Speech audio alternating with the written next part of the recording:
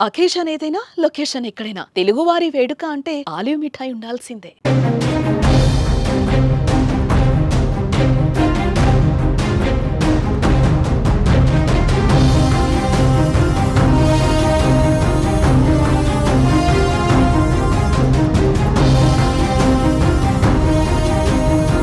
చీమ చిటుకుమన్న పాకిస్తాన్పై బాంబుల మోతకు భారత్ సిద్ధమైంది.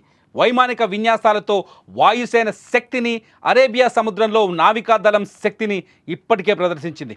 అంతేకాదు భారత్ పాక్ సరిహద్దు వెంట ఆర్మీని వ్యూహాత్మక ప్రాంతాలకు తరలించేసింది. త్రివిధ దళాలకు సెలవులను రద్దు చేసింది. ఇటు పాకిస్తాన్ ఇండియా సరిహద్దుల్లో రైతులు వేసిన పంటలను వెంటనే కోతలు పూర్తి చేయాలని ఆర్మీ ఆదేశాలు జారీ చేసింది. ఇదంతా చూస్తుంటే పాకిస్తాన్ చిన్న తప్పు చేసిన మోత మోగించడానికి భారత్ సిద్ధంగా ఉన్నట్టే అని డిఫెన్స్ నిపుణులు అంచనా వేస్తున్నారు. దీంతో బోర్డర్ ఇప్పుడు అందరు అంచనాలకు అందని విధంగా కనిపిస్తోంది.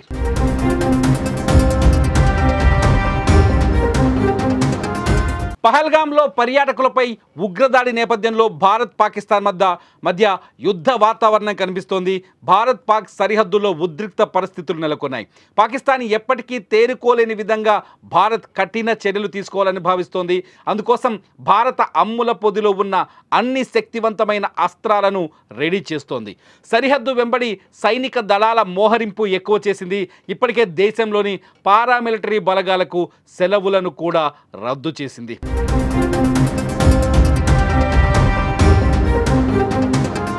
యుద్ధానికి సిద్ధమే అన్నట్టు 3 రోజుల కిందటే ఆక్రమణ్ పేరిట భారత సైన్యం భారీ వైమానిక విన్యాసాలు నిర్వహించింది. అత్యాధునిక రఫేల్తో పాటు సుఖోయ్ తదితర యుద్ధ విమానాలను ఈ విన్యాసాలు పాల్గొన్నాయి. అరేబియా సముద్రంలో క్షిపణి పరీక్షలు నిర్వహించింది. భారత్ నేవీకి చెందిన స్వదేశీ గైడెడ్ క్షిపణి విధ్వంసక నౌక ఐఎన్ఎస్ సూరత్ నుంచి సీ స్కిమ్మింగ్ టార్గెట్లను ఛేదించే క్షిపణిని పరీక్షించింది. వాయుసేనలో అత్యాధునిక ఫైటర్ జెట్లు రఫేల్ మిరాజ్ 2000తో పాటు పాక్కు గురిపెడుతోంది. యుద్ధ విమానాలు, క్షిపణులతో విమాన వాహక నౌక ఐఎన్ఎస్ విక్రాంత్, దానికి తోడుగా యుద్ధ నౌక ఐఎన్ఎస్ సూరత్ పాక్ దిశగా కదులుతున్నట్టు సమాచారం.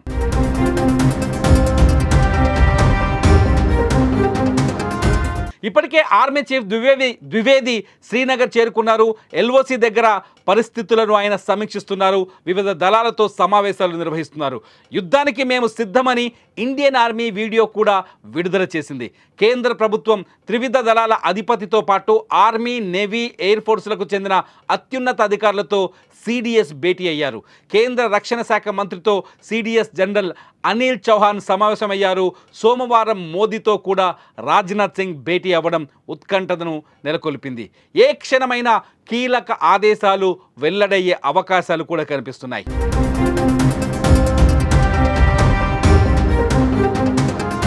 పహల్గామ్లో పర్యాటకులపై ఉగ్రదాడి నేపథ్యంలో పాకిస్తాన్పై యుద్ధం చేయాలంటూ, పాక్ ఆక్రమిత కశ్మీర్ను స్వాధీనం చేసుకోవాలంటూ భారతీయుల నుంచి గట్టిగా డిమాండ్లు వినిపిస్తున్నాయి. ఎన్నాళ్ళు ఈ ఉగ్రదాడులు, ఎన్నాళ్ళు భరించాలి, ఎన్నాళ్ళు ఉపేక్షించాలనే ప్రశ్నలు తలెత్తుతున్నాయి. ఇందుకు తగ్గట్టుగానే శత్రువులు కలలో కూడా ఊహించని విధంగా విరుచుకు పడతామని, ప్రతీకారం ఖచ్చితంగా ఉంటుందని గట్టిగా గుణపాఠం చెబుతామని ప్రధాని మోదీ వార్నింగ్ ఇచ్చారు. అటు పాకిస్తాన్ కూడా సరిహద్దుల్లో సైన్యాన్ని అప్రమత్తం చేసింది. క్షిపణి పరీక్షలను సిద్ధం చేసింది. సరిహద్దుకు ఆయుధాలను తరలిస్తోంది.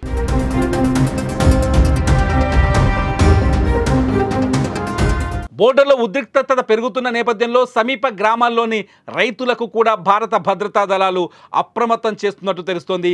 పంజాబ్ సెక్టార్లో 530 కిలోమీటర్ల మేర విస్తరించిన ఇండో పాక్ అంతర్జాతీయ సరిహద్దులపై ఉన్న జీరో లైన్కు భారత్ వైపు ఉన్న సరిహద్దు కంచెకు నడుమ ఉన్న పొలాల్లో కోతలను 2 రోజుల్లోగా, అంటే సోమవారంలోపు పూర్తి చేయాలంటూ అధికారులను ఆదేశించినట్టు సమాచారం.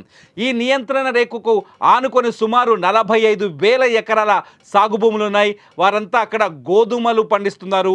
యుద్ధం వస్తే రైతులకు ఇబ్బందులకు గురవుతారనే నేపథ్యంలో వెంటనే వారు పండించిన పంటను కొనుక్కోవాలని సూచిస్తున్నారు. మరోవైపు భారత్ పాకిస్తాన్ మధ్య దౌత్య సైనిక ఉద్రిక్తతలు తారాస్థాయికి చేరుకోవడంతో కశ్మీర్ ప్రజలు ప్రభుత్వం నిర్మించిన బంకర్లలో ఆశ్రయం పొందేందుకు సిద్ధమవుతున్నారు. బంకర్లలో తల దాచుకునేందుకు ఆయా బంకర్లను శుభ్రం చేసుకుంటున్నారు. ఇరు దేశాల సరిహద్దుల్లో జరుగుతున్న పరిణామాలు చూస్తుంటే ఏ క్షణమైనా పాకిస్తాన్ భారత్ మధ్య యుద్ధం జరిగే అవకాశం స్పష్టంగా కనిపిస్తోంది.